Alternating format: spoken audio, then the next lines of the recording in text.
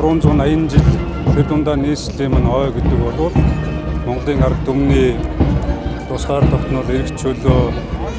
хүүхдүүд ёс заншил уламжлалт гээд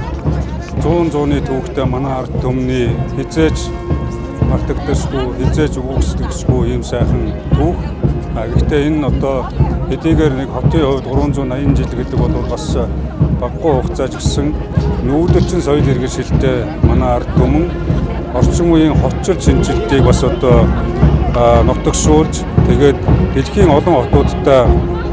энэ зэрэгцгүүж бас хөгжиж дэвшсэн уламжлал шинжилгээг хамтдаа одоо бас өрнүүлсэн ийм он жилүүдийн түүх гэж үзэж байгаа. Өнгөрсөн одоо ирээдүй хэмээх 3 цагийн бас одоо хэлхээс улсан өөрчлөлт шинжилгээг бас улам одоо өдөр их туссан өрнүүлж өнгөрчөн хөгжсөн хотын мань түүх бол бас бидний бахархах ёстой улсын мань түүх. За мөн одоо бидний үе үеийн өвөг дээдсийн тусгаар тогтнол эрх чөлөөг бидэнд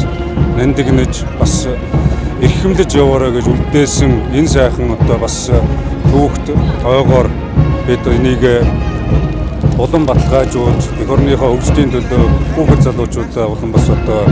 итгэл үнэмшилтэй, зорилго тэмүүлэлтэй үргэлж оюундаг бүтээлж байх энэ одоо